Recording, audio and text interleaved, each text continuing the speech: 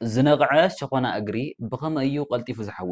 ናብ ሸኾና እግርኩም ተመልከቱ እሞ ጻዕዳ ረጒድ ወይ ድማ ገዚፍ ዝኾነ ነቓዕ ኣለዎ ዶ? ኣብዛሕትኡ ሰብ ናይ ሸኾና እግሪ ምንቃዕ ንመልክዕ ጥራሕ ዘበላሽ እዩ ዝመስሎ። ኣብዚ ግን ኣብዛሕትኡ ግዜ ትኽክል ኣይኮነን። ምኽንያቱ ናይ እግሪ ምንቃዕ ናይ ሰውነትና ናይ መጠንቀቕታ ምልክት እውን ክኸውን ይኽእል እዩ። ናይዚ ቀንዲ ምኽንያት ዝደረቐ ቆርበት፣ ኣብ እግሪ ፀቕጢ ምህላው፣ ልዕሊ ዓቐን ክብደት፣ ናይ ቪታሚናት ሕፅረት፣ ናይ ፋንጋይ ርክስታትን ሕዱር ዝኾነ ናይ ሽኮርያ ሕማማትን ካልኦትን እዮም። ኣብዚ እቲ ዝሓመቐ ነገር ድማ ኣብዛሕትኦም ሰባት ናይ እግሪ ምንቃዕ ከጋጥሞም እንተሎ ጌጋ ብዝኾነ ኣገባብ እዮም ክስተኻኸልዎ ዝፅዕሩ። ገላገሊኦም እውን ኣብ ምንቃዕ እግሪ ዝኾነ ዓይነት ኣስተዋፅኦ ዘይብሎም ነገራት ወይ ድማ ማተርያላት ከም ለሚን፣ ጨው ወይ ድማ ብላማ ወይ ድማ ብካራ ገይሮም እውን ዝሓክዎ ሰባት ኣለዉ እዮም። እዚ ግን ትኽክል ኣይኮነን። ስለዚ ኣብ ናይ ሎማዓንቲ ቪድዮና ምንቃዕ እግሪ እንታይ እዩ፣ እቶም ዋና መንቀልታቱ እንታይ እንታይን እዮም፣ ከምኡውን ሪስክ ፋክተራቱ፣ ሕክምናታቱ፣ ከምኡውን ኣብ ገዛ ክንገብሮም ንኽእል ነገራት፣ መከላኸሊ መንገድታቱን ኣብ መወዳእታ ድማ ናይ እግሪ ምንቃዕ ክጋጥመና እንተሎ ንገብሮም 3 ጌጋታት ክንርኢ ኢና። እዚ ጥዕናኹም ተውሕስሉ ቻነልኩም ፓኖራማ ቲቪ እዩ። ሰናይ ምክትታል። መጀመርታ ምንቃዕ እግሪ እንታይ እዩ ንርአ። ምንቃዕ እግሪ ብሕክምናዊ ኣፀዋውዑ ሂል ፊጀር እናተባህለ ይፅዋዕ። እዚ ዝፍጠር ድማ እቲ ደጋዊ ክፋል ቆርበት ናይ ሸኾና እግሪ ኣብ ክልተ ወይ ድማ ልዕሊኡ ክምቀል እንተሎ እዩ። ሸኾና እግርና ካብ ካልኦት ክፍልታት ኣካልና ብዝበለፀ ክብደት ሰውነትና ዝሽከም ስለ ዝኾነ ዝለዓለ ፀቕጢ ይፅበል። በዚ መሰረት ድማ ናይ እግሪ ጉዕዞ ክንገብር እንተለና፣ ደው ክንብል እንተለና፣ ከምኡውን ክንጎይ እንተለና ልዑል ዝኾነ ፀቕጢ ዝሽከምን ዝቕበልን እዩ። እቲ ደጋዊ ክፋል ናይ ሸኾና እግሪ ወይ ድማ እቲ ሽፋን ቆርበት ድማ ስትራተም ኮርኒየም እንዳተባሃለ ይፅዋዕ። እዚ ክፋል ቆርበት ብኬራቲን ዝበሃሉ ዝሞቱ ፕሮቲናት ዝመልአ እዩ። እዚ ክፋል እግርና ኣብ ኖርማል ኩነታት ተዓፃፃፊ ራሕሲ ዘለዎ ከምኡውን ተለጣጢ እዩ። እዚ ኣዝዩ ክደርቕን ክረጉድን እንተሎ ግን ተዓፃፃፋይነቱ ኣዝዩ ይቕንስ እዩ።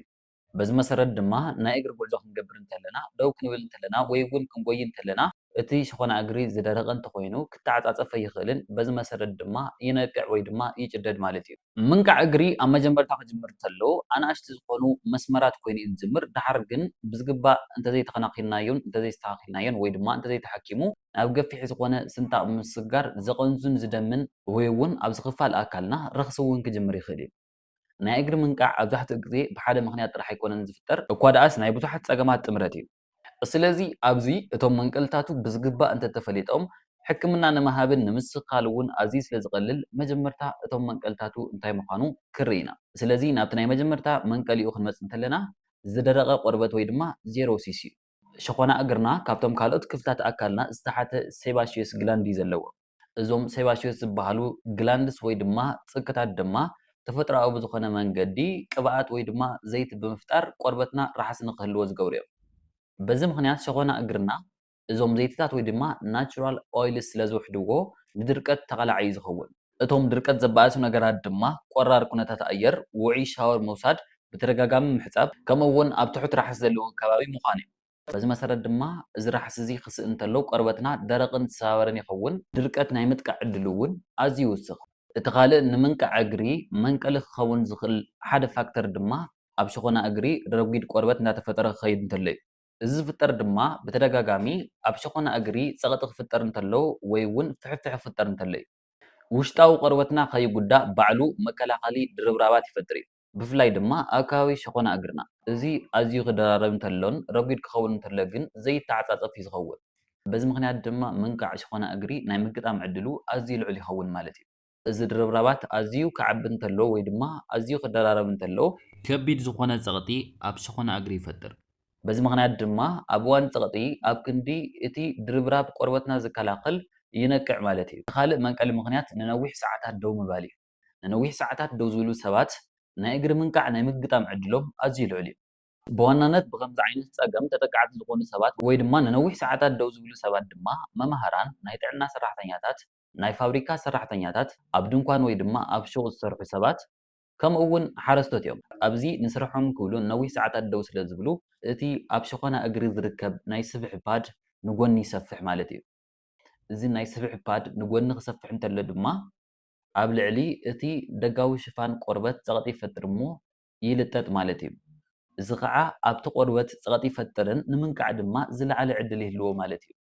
እቲ ካልእ ብመንቃዕቲ ሸኾና እግሪ ክንጥቃዕ ዝገብር ነገር ድማ ድሕሪት ሸኾና እግርና ክፍቲ ዝገብር ጫማ ምግባር እዩ ሸኾና እግርና ክፍቲ ዝገብሩ ጫማታት ምግባር ንጥዕና ሸኾና እግርና ናይ ባዕሉ ዝኾነ ተፅዕኖ ኣለዎ እዩ ስለዚ ድማ እቶም መዓልታዊ ንገብሮም ብፍላይ ኣብ ገዛና ንገብሮም ስሊፐራት ብበዝሒ ክነዘውትር እንተለና ክንስጉም እንተለና እቲ ኣብ ሸኾና እግሪ ዝርከብ ስብሓዊ ፓድ ንጎኒ ይሰፍሕ ማለት እዩ በዚ ምክንያት ድማ ኣብቲ ደጋዊ ክፋል ቆርበት ፀቕጢ ይፍጠር ማለት እዩ እዚ ብተደጋጋሚ ዘጋጥም ፀቕጢ ድማ ቆርበት እግሪ ንክረጉድን ንክነቅዕን ይገብር ማለት እዩ ሽፉናት ጫማታትን ዝሐሸ ጉዝጓዝ ዘለዎም ጫማታት ድማ ብዝሐሸ ይሕግዙን ፀቕጢ የከፋፍሉን እዮም እቲ ካልእ ንምንቃዕ ሸኾና እግሪ ዘቃልዕ ነገር ድማ ልዕሊ ዓቐን ርጉዲ ምህላው እዩ ልዕሊ ዓቐን ርጉዲ ምህላው ኣብ ሸኾና እግሪ ናይ ባዕሉ ዝኾነ ሜካኒካዊ ፀቕጢ ይፈጥር እዩ በዚ መሰረት ልዑል ፀቕጢ ክህሉ እንተሎ ርጉዲ ሸኾና እግሪ እውን ይውስኽ ማለት እዩ ረጉዲ ሸኾና እግሪ ክውስኽ እንተሎ ድማ ናይ ቆርበት ምምጣጥ ከይዲ ይውስኽ ማለት እዩ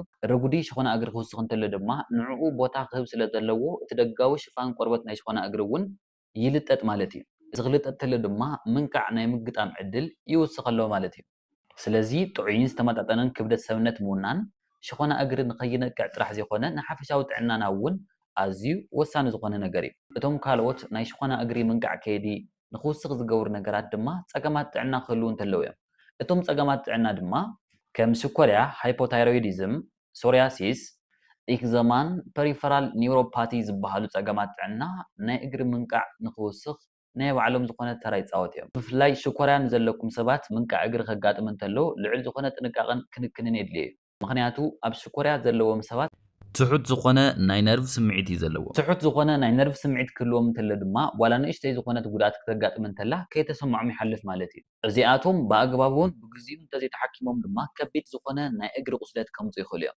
ናይ እግሪ መንቃዕቲ ሓደገኛ ዝበሃል ከ መዓስ እዩ ቅድሚ እቲ ናይ እግሪ መንቃዕቲ ሓደገኛ ዝበሃለሉ ደረጃ እንታይ ከም ዝኾነ ምዝርራብና ክሳብ ሕጂ ትረኽብዎ ዘለኹም ጥዕናዊ ሓበሬታ እንተፈቲኹምዎ ነዛ ቪድዮ ላይክ ክትብልዋ ተለኹም ናብ ብዙሓት በፂሑ ንብዙሓት ስለ ዘረብሕ ላይክ ምባልን ኣብ ቀፃሊ ተመሳሳሊ ትሕዝቶ ዘለዎም ጥዕናዊ ሓበሬታታት ተሎም እንትክበፅሑም ድማ ናብዚ ቻናል ሰብስክራይብ ምግባር ከይትርስዑ ኢኹም እዚ ጥዕናኹም ተውሕስሉ ቻነልኩም ፓኖራማ ቲቪ እዩ መንቃዕቲ እግሪ መዓስ እዩ ሓደገኛ ዝኸውን ኣብዛሕትኦም ዘጋጥሙ ናይ ምንቃዕ እግሪ ፀገማት ብቐሊሉ ኣብ ገዛ ክሕከሙ ዝኽእሉ ወይ ድማ ክስተኻኸሉ ዝኽእሉ እዮም ሓደ መንቃዕቲ እግሪ ግን ሕክምናዊ ሓገዝ የድልዮም እዮም ስለዚ ምንቃዕ እግሪ ሃልይኩም ዘምስዑ ፀገማት ተስተውዒልኩም ብቐጥታ ናብ ሓኪም ብምቕራብ ሕክምናዊ ሓገዝ ምንዳይ ኣድላይ እዩ እቲ ነቓዕ ሸኾና እግሪ ኣዝዩ ዓሚቕን ዘቐንዙን እንተኮይኑ መድመይቲ እንተሃልይዎ ከምኡ እውን ኣብ ከባቢ ሸኾና እግሪ መቕያሕን ሕበጥን እንተሃልዩ ኣብቲ ከባቢ ሸኾና እግሪ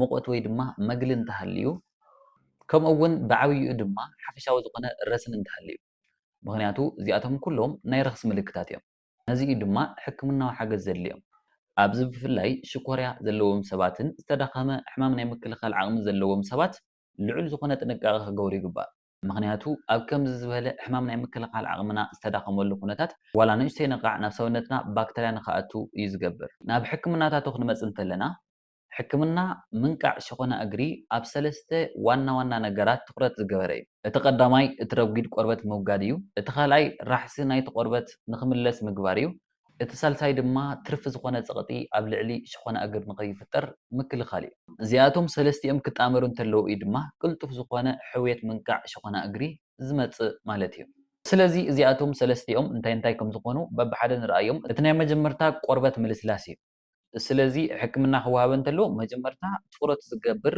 እቲ ረጒድ ዝኾነ ቆርበት ወይ ድማ ዝደረቐ ቆርበት ንክልስልስ ኣብ ምግባር እዩ ስለዚ በዚ መሰረት ውዕይ ብዝበለ ማይ ካብ 10 ክሳብ 15 ደቂቓ እግርና ናብኡ ብምጥላቕ ብምፅናሕ ነቲ ደጋዊ ክፋል ናይ እግሪ ወይ ድማ ናይ ሸኾና እግሪ ቆርበት ንክልስልስ ምግባር ይከኣል እዩ እቲ ንጥቀመሉ ማይ ግን ልህብ ዝበለ እንተኾነ ተመራፂ እዩ ምክንያቱ ኣዝዩ ልዑል እንተኮይኑ ኣብ ክንዲ ነቲ ደጋዊ ክፋል ቆርበት ሸኾና እግሪ ዘለስልስ ዝበለፀ ንክደርቕ እዩ ዝገብር ብተወሳኺ እውን እቲ ማይ ኣዝዩ ውዑይ እንተኮይኑ ነቶም ተፈጥራዊ ዝኾኑ ዘይትታት ወይ ድማ ቅብኣታት ንክጠፉ እዩ ዝገብር በዚ መሰረት ድማ እቲ ድርቀት ንክበኣስ ምክንያት ይኸውን ማለት እዩ ኣብዚ ንእሽተይ ዝመጠኑ ሳሙና እውን ክንጥቀም ንኽእል ኢና ይኹን እምበር ኣዝዮም ጥንኩራት ዝኾኑ አንቲሴፕቲክ ዝኾኑ ሳሙናታት ምጥቃም ረክሲ እንተዘይሃልዩ ኣድላይ ኣይኮነን እቲ ስዒቡ ዝመፅእ ከይዲ ድማ እቲ ደጋዊ ክፋል ሸኾና እግሪ ምስ ለስለሰ ቀስ ኣቢልካ እንዳፋሕፋሕካ ነቲ ዝተደረበ ቆርበት ወይ ድማ ፃዕዳ ክፋል ሸኾና እግሪ ቀስ ብቀስ ንክውገድ ምግባር እዩ ነቲ ዝለስለሰ ሸኾና እግሪ ክንፍሕፍሕ እንተለና ግን ብዝተኻእለ መጠን ሓይሊ ብዝተመልኦ እንተዘይኸውን ጽቡቕ እዩ። ስለዚ እንተተኻኢሉ ክንፍሕፍሕ እንተለና እቶም ፑሚስ ዝበሃሉ ኣእማናት ወይ ድማ ፖሚስ ስቶን ምጥቃም ወይ እውን ነዚኣቶም ብቐሊሉ ፋሕፊሕካ ንምውጋድ ኣብ ቤተ ጽባቐ ብቐሊሉ ዝጥቀማሉ ከም ዝበለ ፉት ፋይል ምጥቃም እውን ይከኣል እዩ ማለት እዩ። እዚ ክንገብር እንተለና ግን ብቐስታ እዩ ክኸውን ዘለዎ። ምክንያቱ እቲ ዕላማ ብሓደ ግዜ ብምሉኡ እቲ ደጋዊ ሽፋን ወይ ድማ እቲ ዝተደረበ ክፋል ቆርበት ምውጋድ ዘይኮነ ቀስ ብቐስ ምስ ግዜ ቀስ እናበልካ ምቕናስ ወይ ድማ ምንካይ እዩ። ኣብዚ ግን ብዙሕ ሰብ ዝገብሮን ኣብ ብዙሓት ሰባት ዝተውዕልን ነገር እንተሃለወ ብኻራ ወይ ድማ ብላማ ነቲ ዝረጎደ ክፋል ሸኾና እግሪ ሓኺፍካ ንክውገድ ምግባር እዩ። እዚ ድማ ሓደገኛ ነገር እዩ። ምክንያቱ እዚ ንቁስለት ንረኽሲ ወይ ድማ እቲ ነቓዕ ንኽበኣስ ምክንያት ክኸውን ስለ ዝኽእል ብቐጻልነት ቀስ ብቐስ ምውጋድን ምፍሕፋሕን ግን ብቑዕን ውሑስን ዝኾነ ሜላ እዩ። እቲ ቀፂሉ ዘሎ ናይ ሕክምና ከይዲ ድማ ነቲ ደጋዊ ክፋል ወይ ድማ እቲ ድርብራብ ዝኾነ ናይ ሸኾና እግሪ ቆርበት ዘለስልሱ ክሬማት ወይ ድማ መድሓኒታት ምጥቃም እዩ። ኣብዚ ምንቃዕ እግሪ ከጋጥም እንተሎ እቲ ዋና ናብቲ ንቡር ዝኾነ ተፈጥራዊ ዝኾነ ልስላስኡ ንኽምለስ እቲ ዋና ትኩረት ክግበረሉ ዝግባእ ናይ ቆርበት ራሕሲ እዩ። ስለዚ ኣብዚ ኩሎም ክሬማት ሓደ ዓይነት ብቕዓት የብሎምን። ነዚ ተመረፅቲ ዝኾኑ ናይ ቆርበት ሓኻይም ብዙሕ ግዜ ዝጥቀምሎም ክሬማት ግን ኣለዉ እዮም። እዚኣቶም ድማ ከም ዩርያ፣ ሳሊሲሊክ ኣሲድ፣ ላክቲክ ኣሲድ ከምኡ እውን ኣልፋ ሃይድሮክሲ ኣሲዳት እዮም። ናይዚኣቶም ቀንዲ ስራሕ ድማ እቲ ላዕለዋይ ክፋል ድርብራብ ሸኾና እግሪ ንኽረቅቕ ብምግባር ቆርበት ሸኾና እግሪ እውን እኹል ዝኾነ ራሕሲ ንክህልዎ እዮም ዝገብሩ። ብፍላይ ናይ ዩርያ ክሬማት ኣብ ሕክምና ቆርበት ብሰፊሑ እዮም ኣብ ግልጋሎት ዝውዕሉ። ስለዚ እዚ ናይ ዩርያ ክሬም 10 ክሳብ 25% ንጥቀመሉ እንተኮይንና እቲ ቆርበት ሸኾና እግሪ እኹል ዝኾነ ራሕሲ ንክረክብ እዩ ዝገብር። እቲ 30 ክሳብ 45% ዝኸውን ናይ ዩርያ ኮንሰንትሬሽን ክንጥቀም እንተለና ድማ ኣዝዩ ረጒድ ዝኾነ ድርብራብ ሸኾና እግሪ ቆርበት ንምልስላስ እዩ ዝጠቅም። ድሕሪ እቶም ቆርበት ዘለስልሱን ራሕሲ ዝፈጥሩን ክሬማት ምግባር ቀፂሉ ዝመፅእ ኦክሉዥን ቴራፒ ይበሃል እዩ። እዚ ድማ ናይቶም ዝተገበሩ ክሬማት ብቕዓቶምን ስራሕቶምን ንምቅልጣፍ ዝሕግዝ እዩ። ስለዚ በዚ መሰረት ድሕሪ እቶም ክሬማት ምግባር ኣብ እዋን ለይቲ እኹል ዝኾነ ራሕሲ ኣብ ቆርበት ምእንቲ ክህሉ ካብ ጡጥ ዝተሰርሐ ካልሲ ምልባስ እዩ። እዚ ድማ ራሕሲ ኣብቲ ላዕለዋይ ክፋል ቆርበት ንክዕቀብን ራሕሲ ድማ ክሳብ ውሽጣዊ ክፋል ቆርበት ንክበፅሕን እዩ ዝሕግዝ። ኣብ ኣዝዩ ዝተባእሰ ኩነታት ድማ ናይ ቆርበት ሓኻይም መጀመርታ ብውዕይ ዝበለ ማይ እቲ ሸኾና እግሪ ንክልስልስ ወይ ድማ ንክትርክስ ይገብሩ። ነቲ ረጒድን ድርብራብን ዝኾነ ቆርበት ሸኾና እግሪ ንክውገድ ይገብሩ። ብምቕፃል ድማ ናይ ዩርያ ክሬማት ምጥቃም ኣብ ልዕሊ እቲ ናይ ዩርያ ክሬም ድማ ቫዝሊን ብልዕሊኡ ብምግባር ድማ እቲ ሕክምና ይወሃብ ማለት እዩ። ካብዚ ብምቕፃል ድማ ለይቲ ካብ ጡጥ ዝተሰርሐ ካልሲ ለቢስካ ምድቃስ እዩ። እዚ ኣሰራርሓ ብዋናነት ዓሚቕ ዝኾነ ናይ ቆርበት ራሕሲ ንክህሉን ናይ ቆርበት ተዓፃፃፋይነት ንክውስኽን እዩ ዝገብር። እዚ ብትክክል እንተተኸቲልና ድማ እቲ ረጒድ ክፋል ቆርበት ይልስልስን እቲ ነቓዕ ዝነበረ እውን ክዕፆ ይጅምር ማለት እዩ። ኣብዚ ካብ ስሩዕ ዝኾነ ሕክምናታት ወፃኢ ብተፈጥራዊ መንገዲ ምንቃዕ ሸኾና እግሪ ንምሕካም ወይ ድማ ምንቃዕ ሸኾና እግሪ ንምምሕያሽ ዝጠቕሙ ተፈጥራዊ ዝኾኑ ነገራት ከኣነ ኣለዉ እዮም። ሓደ ሓደ ተፈጥራዊ ዝኾኑ ነገራት ብትክክል እንተተጠቒምናሎም ናይ ሸኾና እግሪ ምንቃዕ ይቕንሱ እዮም። ኣብዚ ግን ነቲ ስሩዕ ዝኾነ ሕክምና ከም ሓገዝቲ እምበር ክትክኡ ዝኽእሉ ኣይኮነን። እቲ ሓደ ተፈጥራዊ ዝኾነ ነገር ኮኮነት ኦይል እዩ። እዚ ጠቃሚ እዩ ምክንያቱ ኣብ ውሽጡ ስብሓዊ ኣሲዳት ዝሓዘ እዩ። እዚ ተፈጥራዊ ዝኾነ ዘይቲ ድማ ነቲ ደጋዊ ክፋል ናይ ቆርበት ሸኾና እግሪ ወይ ድማ ባርየር የጠንክሮ ማለት እዩ። እቲ ካልኣይ ድማ ማዓር እዩ። እዚ ከዓ ተፈጥራዊ ዝኾነ ፀረ ባክተርያዊ ባህሪ ዘለዎን ቁስሊ ንምሕዋይ ዘቀላጥፍን እዩ። እቲ ካልእ ድማ ዕረ እዩ። ዕረ እውን ነድሪ ዘህድእን ናይ ቆርበት ራሕሲ ንምምሕያሽ ዝሕግዝን እዩ። እዞም ተፈጥራዊ ዝኾነ ነገራት ድማ ከም ሓገዝቲ ኮይኖም እዮም ዝጠቕሙ። ብፍላይ ድማ ኣብ እዋን ለይቲ ክግበሩ እንተለዉ ብዝተወሰነ ደረጃ ምንቃዕ እግሪ ንምቕናስን ተፈጥራዊ ልስላሰ ቆርበት ሸኾና እግሪ ንምዕቃብን ሓገዝቲ እዮም። እቲ ካልእ ብዙሕ ሰብ ሸለል ዝብሎ ድማ ኣመጋግባ እዩ። ኣብዚ ኣመጋግባ ሕዌት ቆርበት ንምቅልጣፍ ኣዝዩ ጠቃሚ ዝኾነ ነገር እዩ። ብዙሓት ቪታሚናት ንጥረ ነገራትን ድማ ናይ ቆርበት ሕዌት የቀላጥፉ እዮም። ንኣብነት ቪታሚን ኤ ቆርበት ዓርሱ ንክሕደስ እዩ ዝሕግዝ። ቪታሚን ኢ ድማ ቆርበት ብኦክሲዴቲቭ ስትረስ ንከይጉዳእ ይከላኸል። ኦሜጋ 3 ስብሓዊ ኣሲዳት ድማ ናይ ቆርበት ራሕሲ ንምዕቃብ ይሕግዙ። ዚንክ ድማ ምሕዋይ ቁስሊ የቀላጥፍ። እቲ ካልእ ፕሮቲን እዩ። ፕሮቲን ድማ ቲሹ ንምፅጋን ኣዝዩ ጠቃሚ ዝኾነን ኣብ ምግብታትና ክነጠቃልሎ ዘለና ነገር እዩ። ስለዚ ዝተመጣጠነ ኣመጋግባ ከም ዓሳ፣ ፉል፣ እንቋቁሖ፣ ፍራምረን ኣሕምልትን ከምኡውን እኹል ማይ ምውሳድ ቆርበትና ጥዑይ ንክኸውንን ጥዕንኡ ተዓቂቡ ንክትጸንሕን ኣዝዮም ጠቐምቲ ዝኾኑ ኣብ ምግብታትና ክነካትቶም ዘለና ነገራት እዮም። ናብ መከላኸሊ መንገድታት ክንመጽእ እንተለና ብቐጻልነት እቲ ደጋዊ ክፋል ናይ ሸኾና እግሪ ቆርበት ዘለስልሱ ክሬማት ምጥቃም ናይ ቆርበት ራሕሲ ንኽዕቀብ ይሕግዙ እዮም። ሸኾና እግሪ ዝድግፉን ዝሕግዙን ጫማታት ምጥቃም እውን ሜካኒካዊ ፀቕጢ ይቕንሱ እዮም።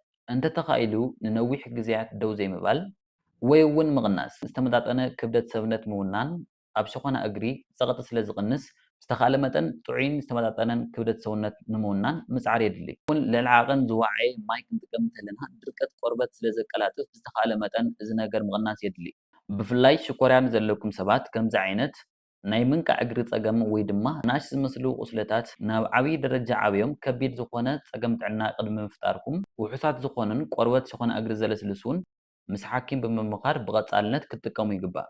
ኣብ መወዳእታ ናይ ሸኾና እግሪ ምንቃዕ ክህሉ እንተሎ ብዙሓት ሰባት ዝጋገይዎም ወይ ድማ ምንቃዕ ሸኾና እግሪ ዘበኣሱ ጌጋታት ድማ ንርኢ። እቲ ሓደ ምንቃዕ ሸኾና እግሪ ከጋጥም እንተሎ ነቲ ዝረጎደ ወይ ድማ ዝተደራረበ ክፋል ቆርበት ሸኾና እግሪ ብኻራ ወይ ድማ ብላማ ምሕኻኽ እዩ። እዚ ድማ ኣዝዩ ሓደገኛ እዩ። ምክንያቱ እዚ ብሃንደበት ናብ ዘይተደለየ ቁስለትን ረኽስን ከመርሕ ስለ ዝኽእል ከምኡውን ነቲ ቆርበት ንምልስላስ ተባሂሉ ኣብ ኣዝዩ ዝዋዓየ ማይ ምእላኽ እውን ዝበለፀ ቆርበት ሸኾና እግሪ ንክደርቕ እዩ ዝገብር።